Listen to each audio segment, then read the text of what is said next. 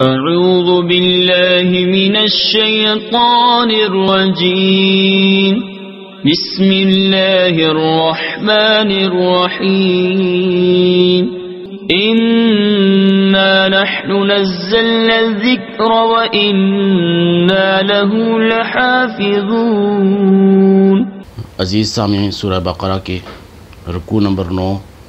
آیت نمبر 72 سے آج ہمارے نئے لیسن نمبر 25 کا آغاز ہو رہا ہے۔ اس سے پہلے رکوع نمبر 8 میں گائے کا واقعہ بیان کیا گیا، جو کہ ہم نے سابقہ اسباق میں تفصیل سے سنا۔ اب اس کی وجہ بیان کی جا رہی ہے کہ گائے ذبح کیوں کرائی گئی۔ تو آئیے پہلے ان دو آیات کا، آیت نمبر 72 اور 73 کا لفظی اور با محاورہ ترجمہ سن لیتے ہیں، اس کے بعد انشاءاللہ اس کا خلاصہ بیان کیا جائے گا۔ اعوذ باللہ من الشیطان الرجیم، بسم اللہ الرحمن الرحیم۔ وَإِذْ قَتَلْتُمْ نَفْسًا فَادَّارَأْتُمْ فِيهَا۔ وَإِذْ قَتَلْتُمْ، واو کا معنی اور، اذ جب، قتلتم تم نے قتل کیا، نفساً ایک جان یعنی شخص، فَادَّارَأْتُمْ پھر تم باہم جھگڑنے لگے، یعنی ایک دوسرے پر الزام لگانے لگے، فیہا اس میں۔ اور یاد کرو جب تم نے ایک شخص کو قتل کر دیا پھر اس کا الزام کسی دوسرے پر ڈالنے لگے، واللہ، واو کا معنی اور، حالانکہ، اللہ مخرج ظاہر کرنے والا ہے، ما جو، کنتم تکتمون تم چھپا رہے تھے، حالانکہ اللہ ظاہر کرنے والا تھا اس کو جسے تم چھپا رہے تھے۔ وَإِذْ قَتَلْتُمْ نَفْسًا فَادَّارَأْتُمْ فِيهَا، اور یاد کرو جب تم نے ایک شخص کو قتل کر دیا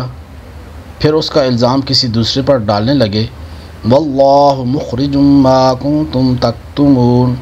حالانکہ اللہ ظاہر کرنے والا تھا اس کو جسے تم چھپا رہے تھے۔ فَقُلْنَا، تو ہم نے کہا، فَقُلْنَا ہم نے کہا، اضربوہ، اضربو مارو ہو اسے، اضربوہ مارو اسے، ببعضھا، ببعض با کا معنی ہوتا ہے ساتھ، بعض کوئی ٹکڑا، حصہ، ہا اس کا یعنی گائے کا، ببعضھا اس گائے کے ایک ٹکڑے کے ساتھ۔ تو ہم نے فرمایا کہ اس مقتول کو اس گائے کا ایک ٹکڑا مارو، کذالک اسی طرح، یحیی زندہ کرے گا، اللہ الموتى مردے، اسی طرح اللہ مردوں کو زندہ کرے گا، کذالک یحیی اللہ الموتى، اسی طرح اللہ مردوں کو زندہ کرے گا، ویریکم، واو کا معنی اور، یوریکم دکھاتا ہے تمہیں، یوری وہ دکھاتا ہے، کم تمہیں، آیاتی ہی اپنی نشانیاں، آیات نشانیاں ہی اپنی، ویریکم آیاتی ہی اور وہ تمہیں اپنی نشانیاں دکھاتا ہے، لعلکم تاکہ تم، لعل تاکہ کم تم، لعلکم تاکہ تم، تعقلون سمجھ جاؤ، اور وہ تمہیں اپنی نشانیاں دکھاتا ہے تاکہ تم سمجھ جاؤ۔ فَقُلْنَا اضْرِبُوهُ بِبَعْضِهَا، تو ہم نے فرمایا کہ اس مقتول کو اس گائے کا ایک ٹکڑا مارو، كَذَلِكَ يُحْيِي اللَّهُ الْمَوْتَى وَيُرِيكُمْ آيَاتِهِ لَعَلَّكُمْ تَعْقِلُونَ، اسی طرح اللہ مردوں کو زندہ کرے گا اور وہ تمہیں اپنی نشانیاں دکھاتا ہے تاکہ تم سمجھ جاؤ۔ تو عزیز سامعین، یہ اس پہلے قصے کا ایک حصہ ہے